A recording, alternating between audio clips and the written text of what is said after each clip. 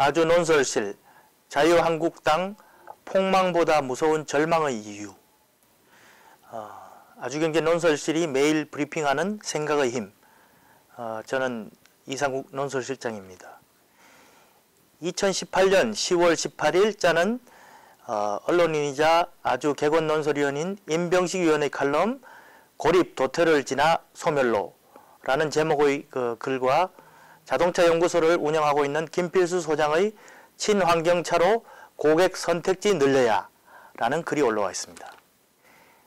임 위원의 칼럼은 한국의 보수를 대변한다고 하는 자유한국당의 그 현 상황을 아주 신랄하면서도 그 냉철하게 적출해 보이고 있습니다.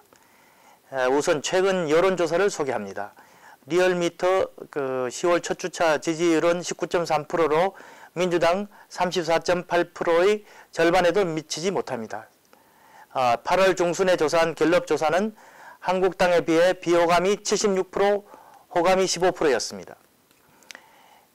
콘크리트 지지율 40%를 자랑하던 이 정당이 왜 이토록 참담한 지경에 이르렀는지는 모든 국민이 이미 알고 있습니다. 자신들이 배출한 대통령을 감옥에 보낸 정당으로 대통령 탄핵과 대선 및 지방선거 참패로 이어진 1년의 추락으로 그 경북과 대구를 제외하면 존재감이 거의 그 사망 선고를 받은 듯한 그런 나락에 빠져 있는 게 사실입니다. 그런데 필자는 한국당이 나름으로 재기를 위해 몸부림을 치고 있는 듯이 보이고 또 현재 여당에 대해 많은 비판의 목소리를 내며 정체성을 찾으려 애쓰는데도 왜 병으로 치면 차도가 없는지를 설명을 합니다. 대체 콘크리트 속에 있던 지지율은 왜 집 나간 뒤 돌아오지 않을까요? 한국당은 그 여론의 지지를 얻고 있는 좋은 인물을 영입해 이 상황을 만회하고자 합니다. 하지만 임 의원은 그것은 먼저 무엇을 해야 하는지를 모르고 하는 행위라고 비판합니다. 한국당에 없는 것이 세 가지인데 제대로 된 정책이 없고 팔러시가 없고 제대로 된 정책 결정 과정이 없으며 프로세스가 없으며 그런 일을 수행할 제대로 된 정치인이 폴리티션이 없다는 겁니다. 3P죠. 그래서 팔러시, 폴리시와 프로세스가 엉망인 점을 지적합니다. 우선 폼페이오 미국 그 국무장관의 방북에 대해 진전이 없다고 잘라 말한 점, 그 다음에 평양 남북 국회회담 동행을 거절한 점, 이런 것들이 과연 한국당의 가치와 철학이냐고 묻습니다.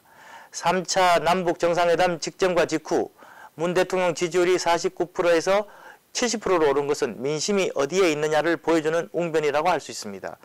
이 민심을 애써 외면하는 결정이 제대로 된 정책 결정 과정이냐는 거 따지고 있는 것이죠. 그러면서도 자유한국당의 지지율이 저절로 올라가기를 기다리고 있느냐는 겁니다.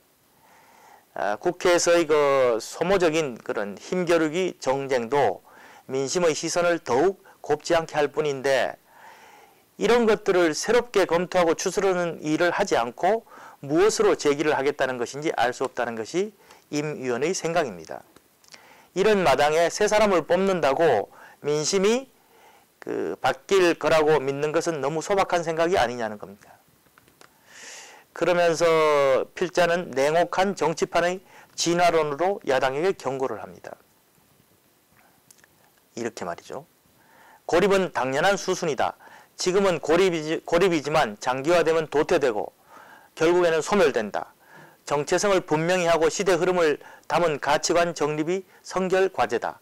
다윈은 강한 종이 살아남는 게 아니라 변화하는 종만이 살아남는다고 했다.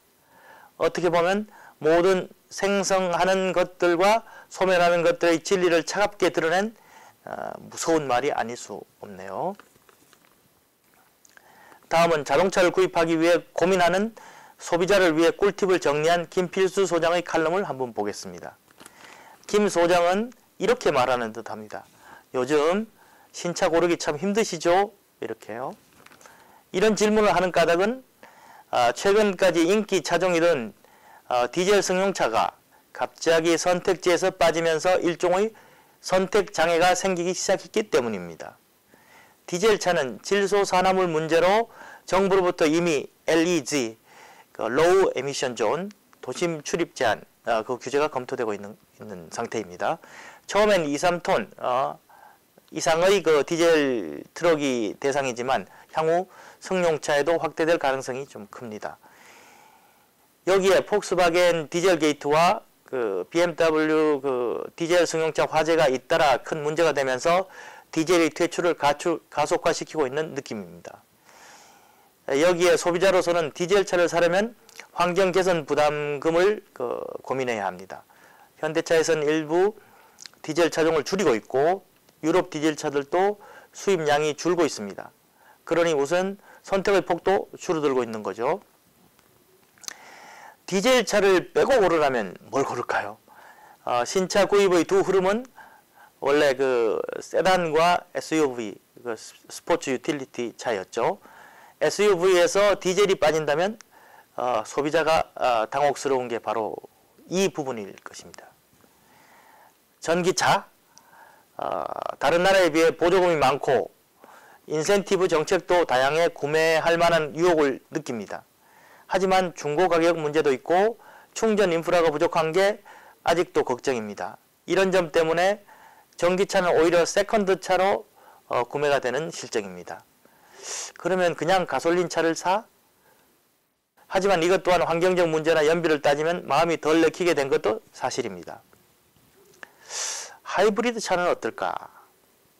이 차는 그 내연기관에서 친환경 모터를 가미하면서 연비나 환경 문제를 해결했죠.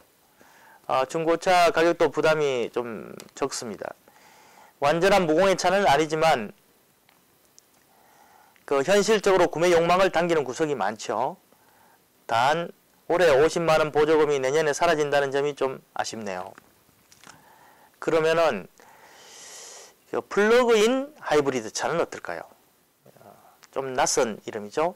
50km는 그 전기차로 달리고 이후에는 그 자동으로 하이브리드로 바뀌는 그런 차종입니다. 충전과 가솔린 모두 쓸 수 있고 내구성도 좋고 그 중고차 가격도 문제가 없습니다. 유럽에서는 이 차종이 꽤 대박인데 한국에서는 그 별로 안 팔리는 모양입니다. 김 소장이 굳이 이 어떤 차종을 콕 집어 칼럼에서 말하기에는 조심스러웠겠지만 분위기를 보면 플러그 하이브리드가 향후 신차의 그 새로운 트렌드를 열 수 있겠다는 그런 생각을 하게 하는군요. 새 차를 사려고 하는 사람이라면 관심이 갈 수밖에 없는 칼럼이네요. 오늘은 여기까지입니다.